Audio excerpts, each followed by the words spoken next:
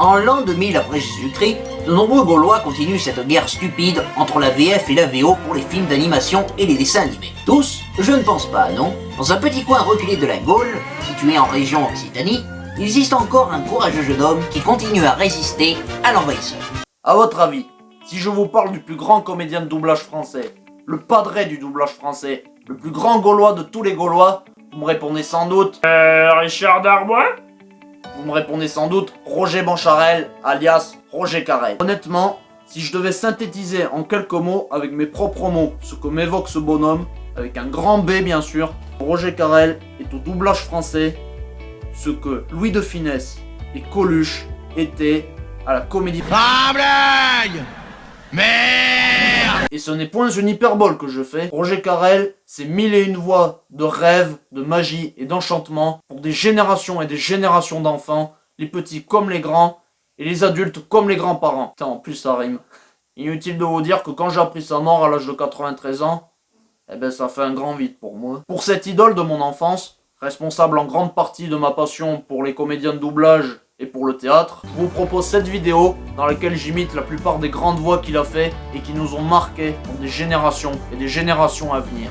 Abonnez-vous, vous savez ce qu'il vous reste à faire, prenez soin de vous les loulous, et n'oubliez pas, This is not the best video in the world. This is just a tribute. Bonjour les amis! Et maintenant, sans plus hésiter, sans plus attendre, pour les petits et les grands, le Biopet Show! Coco Lapin, c'est toi? Pourtant, on dirait bien la voix de Coco Lapin. J'adore ce bon vieux Coco Lapin. Il a toujours de très bonnes idées et de très belles paroles, comme par exemple « Si on déjeunait ».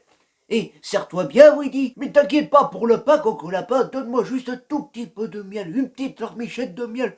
Mon ventre a grand faim. Et j'ai encore l'estomac qui gargouille. Il est temps de manger. Hein? Ah non! Non, Winnie, je ne pense pas que ce soit une bonne idée que tu prennes une larmichette de miel maintenant. Car je te rappelle que tu es au régime, c'est le signe que tu es en surpoids. Tu ferais mieux de faire la muscu comme ce bon vieux Greg Toussaint. Il serait mieux de conseiller que moi. Et je crois que Tigro est un de ses amis. Alors que moi, tu vois, je suis maigre comme un coco. Je ne pense pas pouvoir t'aider. Parce que moi, je passe mon temps à fumer des carottes. Oh, Willy, bizarre. Oui, je pense que Coco Lapin a raison. Tu es de plus en plus en surpoids, tu grossis de plus en plus. Et d'ailleurs, je trouve que, à force de grossir, tu deviens de plus en plus effrayant. Tu ressembles de plus en plus au dictateur chinois ou nord-coréen Kim Jong-un ou Xi Jinping. Oh, bizarre. Mais enfin, Obélix, attends, Partodatis. Nous avons besoin d'aide de quelqu'un. Il n'est pas mal de demander de l'aide à ses amis parfois, Partodatis. Surtout lorsqu'on commence à avoir l'appétit qui diminue de plus en plus avec l'âge. Car je trouve que tu es drôlement habillé. Ah ben ça tombe bien. Pour l'épreuve suivante, il vous faudra manger tout le repas que vous a préparé Makenfix, le cuisinier des titans. Aucun mortel n'est arrivé au bout de ses repas. Il vous faudra pourtant l'achever jusqu'à la dernière miette. Bon appétit. Ah bah, oh voilà une épreuve intéressante, hein. Elle est pour moi, hein, Willy. J'ai eu la chance de naître avec plusieurs estomacs. Tout dépend de la façon de cuisiner les aliments. Ils en ont déjà parlé dans une émission culinaire. D'ailleurs, remarquez, il ne faut jamais associer la viande de kebab avec la viande de chat. Oh, ça c'est très mauvais. Moi, je ne mange jamais un repas sans des bons petits chats à grignoter pour ce soir. Mon sinus. Sache que tu viens de commettre une très grossière erreur, petit homme. Attends un peu que j'enroule mes anneaux dans ta méchante carcasse. C'est exactement comme si tu venais de te suicider. Insensé. Oh, parfait, Majesté. Cela vous va à ravir. Vous êtes une royale image de dignité, de magnificence, de noblesse, de chevalerie. Et comme la couronne du roi Richard sied à votre noble front, c'est ma langue qui a fourché, gracieuse majesté. Aujourd'hui, nous allons en savoir plus sur les mystérieux mystères qui forgent notre monde. Mystérieux mystères, c'est un pléonasme, jeune homme.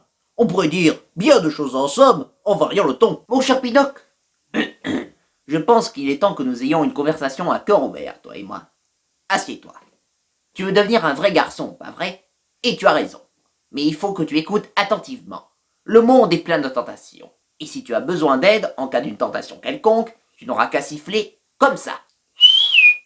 Philippe, tu t'es qui ton vieux père, hein?